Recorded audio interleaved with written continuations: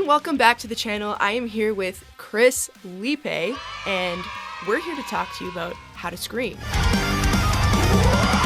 in the empire business. Built this from nothing with my own two hands. There is no measure of pain. Nothing can stand in my way. You will be. I know there are tons and tons of videos online about how to scream, but this one is about how I learned how to do it, and hopefully it resonates with you.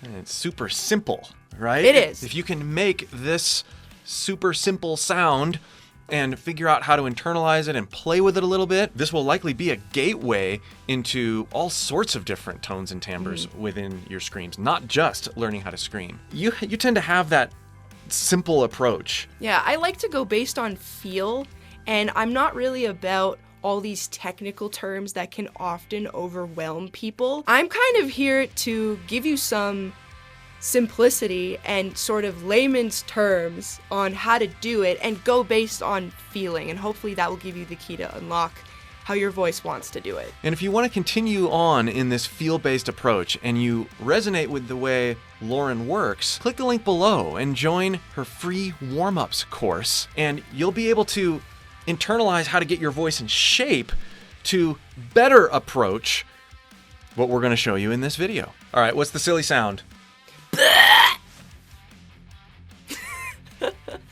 It's weird, right?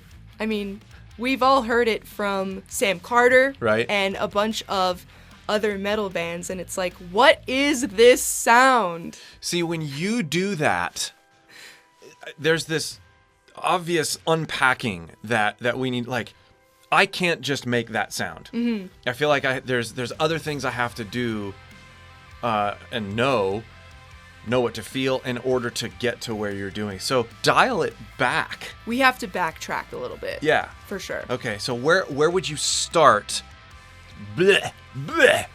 Just making the sound however you know how to make it. Totally. And I think the whole point of this is every person on this planet has a different voice, and you're going to feel these sensations unique to everyone else. So it's all about how do you find the way with your voice. And using these sorts of sounds is a great way to trigger certain coordinations. But as we're doing this, and as I'm doing this, lean into the way things feel.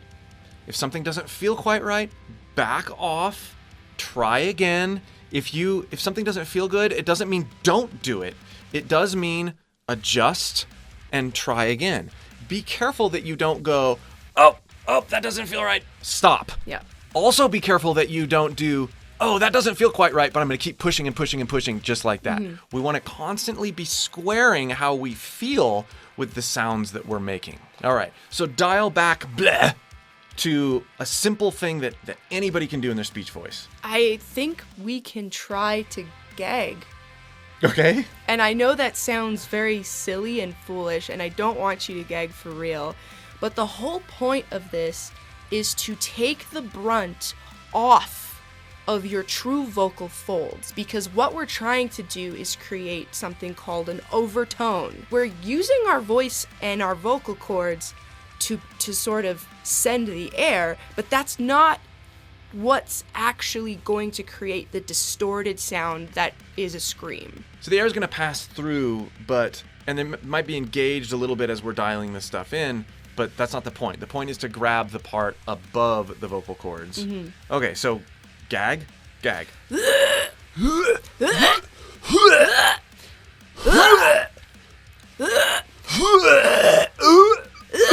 And it's okay to cough. I think Yeah. what's happening is you're feeling a sensation that you aren't comfortable with right now, so that's okay. But the whole point is you're feeling the back of your throat and almost your tongue curl up. Yeah, that sense of the tongue, I think, is really helping me place that sensation. And you can, I start with my primary chords, right? Right, that's my primary Yes. chords. And then I'm adding this element of compression, like holding back a little bit of air. And I'm actually trying to think about, like, elongating initially. and then bringing it. Yeah, it's that. It's the That's where we're gonna live.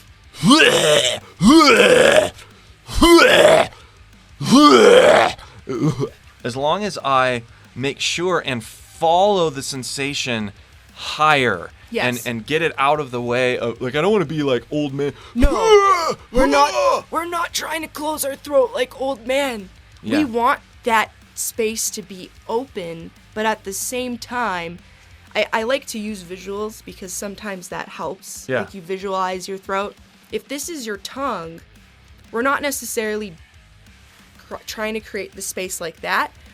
If this is kind of the back of our throat, we kind of want to lift it up, and our tongue's kind of going to want to create this little arch.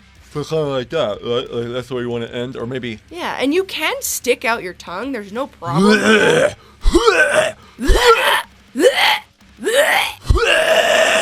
Is that And- getting closer? A little bit, and Yeah. you notice ours are going to sound different, Sure. but it's how we feel. Like, how are you feeling with that? That feels pretty good. It's just not as tight or dialed in, obviously, as what you're doing.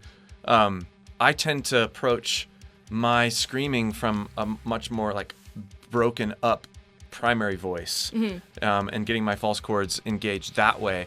And so this is still foreign to me, but I understand the motion of it, and I feel like the more I play with it, the more that I'm going to be able to find that balance of creating the right overtones and the right kind of engagement. The key is keeping it placed high so that you can play with it and it doesn't compete with or start to feel like it's dinging or overworking your primary chords. Exactly. And if the gag doesn't necessarily resonate with you, we can take a different sort of approach, but with the same sort of vowel.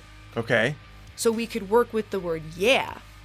Yeah. So sort of you gag see- with yeah, or move the placement with yeah. Instead. Yeah, because at the back of the throat, yeah, like, yeah, it's the same sort of Yeah. motion. Like, Yeah. bleh, yeah, Take us into that with the.